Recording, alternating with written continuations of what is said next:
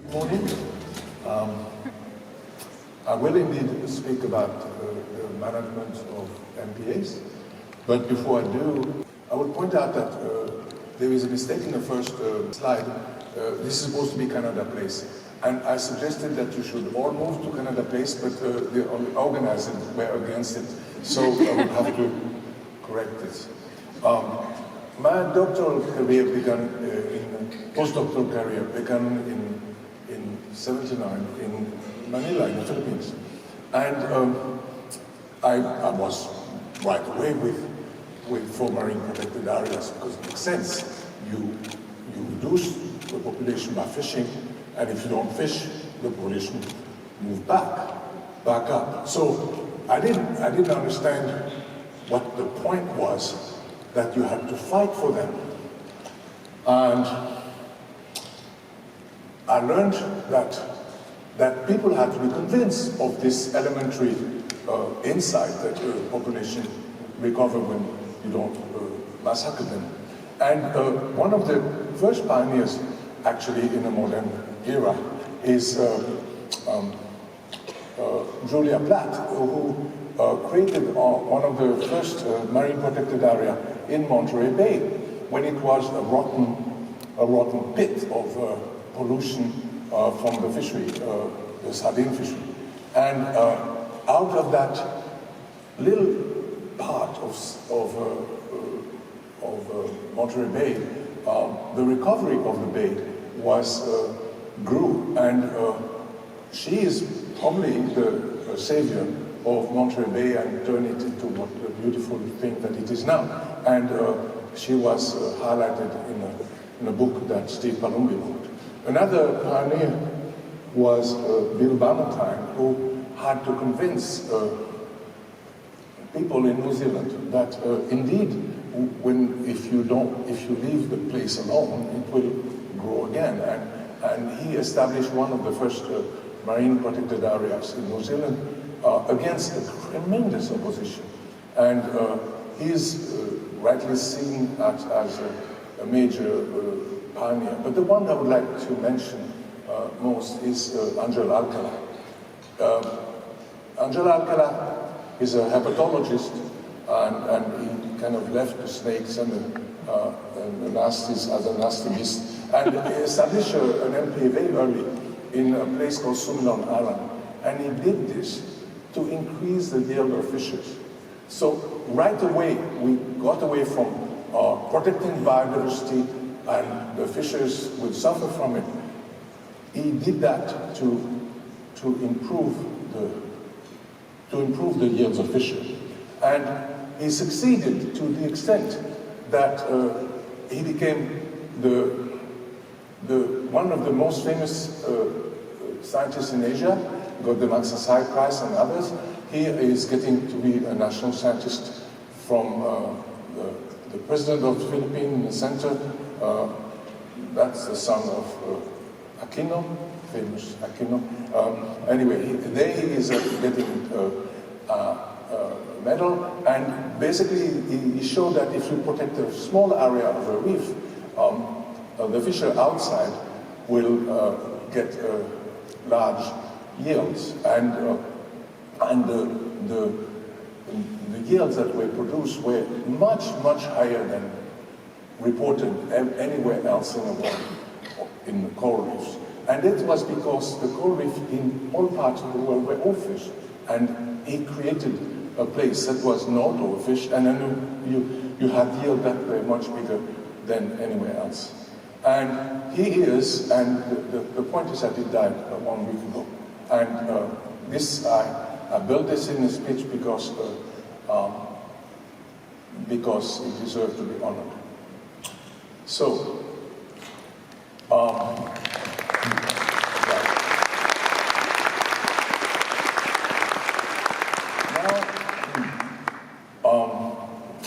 the honor will go to my PhD student because they're really good.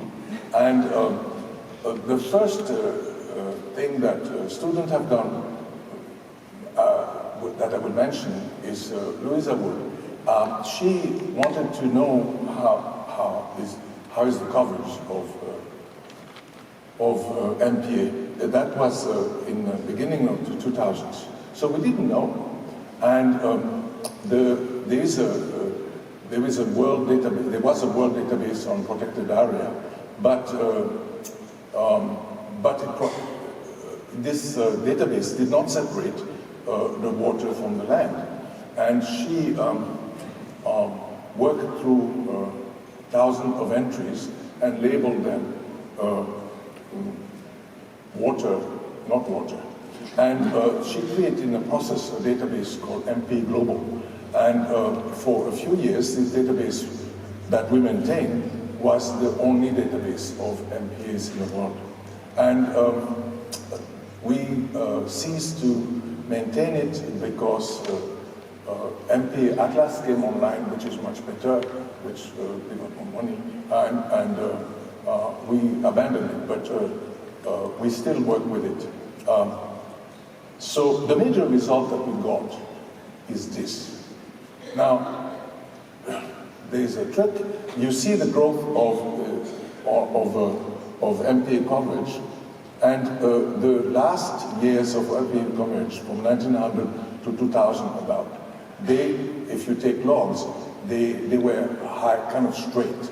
And so we projected that forward and inferred that the targets at the time, 10% coverage in 2010, 20% in 2020, and so on, would be reached 50 years too late. That was kind of influential.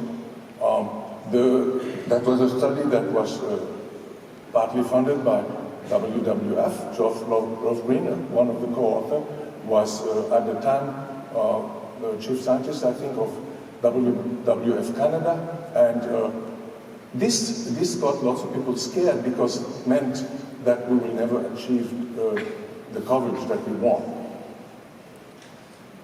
And another MS student from South Africa that I had amplified this work with MPA Global that she updated, and we found that if you do not include the high sea, meaning the area around, beyond 200 miles around the maritime country, if you don't include the high seas, you will not be able to reach any of the targets.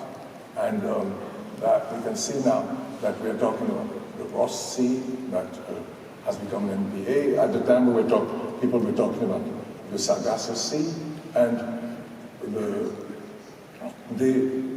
I think this paper had less influence, but that is about the time that the Pew Charitable Trust and the Pauly Foundation started working on large MPA, very large, because the addition of very small MPA didn't work.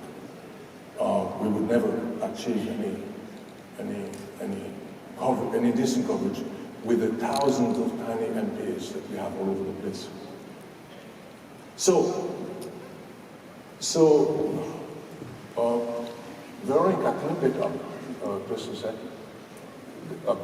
So this young lady was a PhD student, now not treated with respect, is now doctor. And she investigated if one can tell an MPA being real or being just a paper park. And we designed a trick where we would ask civil servants, NGO staff, scientists, fishers, and journalists, and we got a list of journalists in the world that Valentina here assembled. We have a list of environmental journalists in all countries of the world, and we sent about 3,000 to 4,000 emails. They were personalized emails, but before I describe them, I will mention a problem, which is that the move toward reaching the target at any cost really causes problem, because there is a tendency to declare MPAs that are not MPA. IMPAC. That's why we want to have de facto what is really happening rather than on paper. Now, I should perhaps have 2 or 3 countries here as example, but I got good slides only for France. And so I'm gonna criticize French policies. I'm French. Anyway, first of all, France has no definition of what MPA are and do. They are lists of types of MPA, but there is not one that is binding. The result of this is that France says it has the MPA in red, but actually, if you use IUCN criteria, it doesn't. Because they all have extractive purposes, all have extractive activity in them. So you can fish, you can troll, you can do all kinds of things. These are not real MPA. And the few that are really protected, they don't protect the place where people fish. Here you have before protection, the place where, according to the Global Fishing Watch, the trawlers operate, French trawlers operate in Kerguelen. That's one on the island around Antarctica. And then you have the areas under strict protection, and you can see that the area under strict protection were designed such that they actually do not do anything. And another example is the Parc Naturel de la Mer de Corail.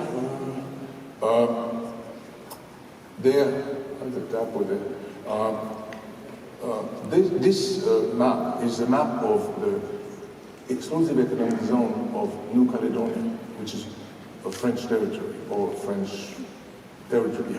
And the entire area was listed as MPA. Actually, real MPAs, there are a few little ones here and there, but here the entire area, 1,300,000 kilometers, were declared to be MPA.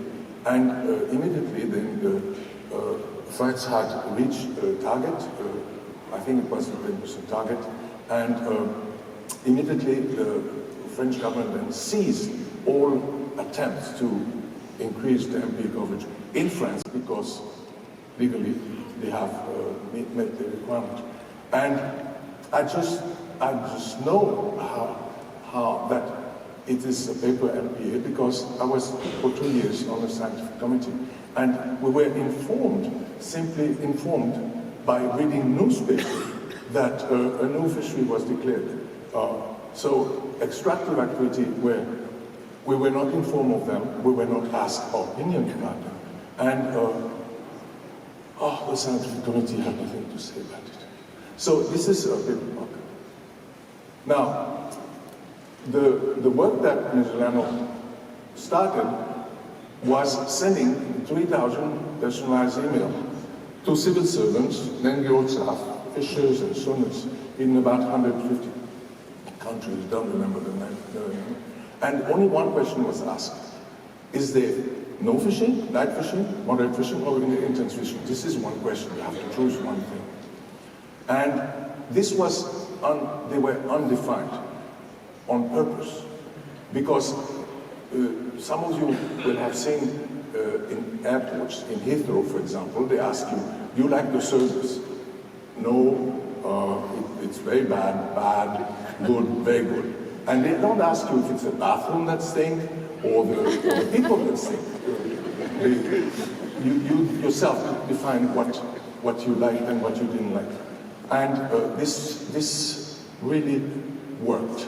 And because people projected what they liked and what they don't like, and they also, some of them took pity on us because they said we don't seem to know much, and they sent data. It was very nice. A few professors said, what is this? What is this? You should know that one, anyway. This happens. So lots of responses. And one can look at who responded well and who didn't respond well. The NGO, academic community. But the fishers were difficult. We started late with the fishers, and we could not, we asked specifically the fisher organization much more than the fishers themselves.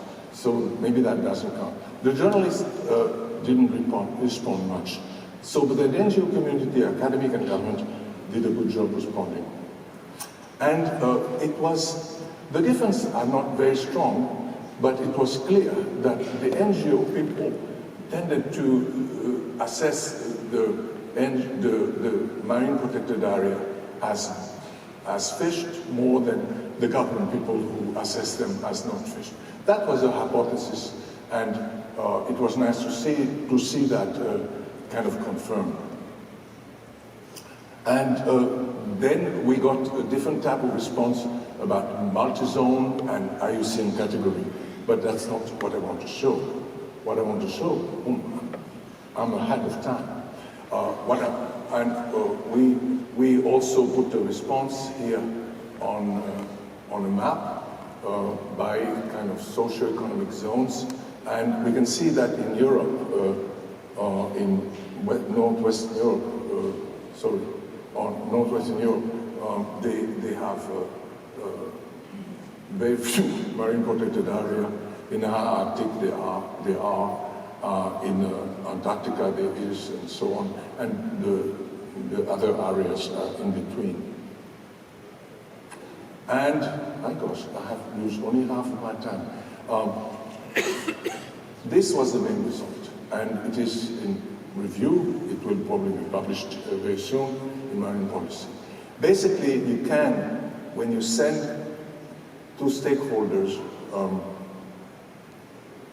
personalized email, and you cover a range of professions, our result, or Veronica's result, show that one can identify likely paper parks.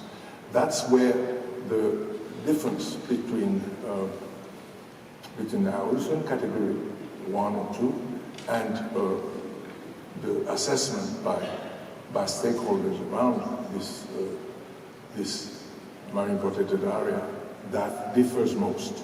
And the likely paper park were 11 that had the highest score, the highest difference in score. And they were in Azerbaijan, and the Caspian Sea, Bangladesh, Chile, Kokosana, Australia, the French Antarctic territories, that was Kerguelen, Indonesia, Portugal. And for all of this area, we got subsequent confirmation that fishing occurred. You can get that in the literature very easily. So I have my conclusion. It's good to have good graduate students, but don't come for PhDs. She was my last. It's now impossible to really assert that MPA don't work the way they are intended to do. It's like global warming. You cannot seriously challenge it, that it exists. However, the danger nowadays is that that governments, in the effort to reach targets that are more or less arbitrary, declare marine protected areas that are in the middle of nowhere, where nothing happens, and claim to protect the ocean when they don't. And I hope the French government will forgive me for this, but other countries do that. They are suspiciously, for example, in Canada, we have suspiciously kind of a few in the Arctic that should be perhaps here. You see what I mean? There is also there will be now a tendency to declare any area where there's a good fishery management to be protected. There's already an acronym for that. And this is extremely dangerous. And perhaps the way to defend ourselves against that is to ask what the people around what they think about it. And perhaps I can also mention that Veronica went to Argentina and made a movie about a paper MPA, and the people around it were very unhappy about this because it didn't do what it was supposed to do. So thank you. I have 11 minutes. You can have it. Thank you.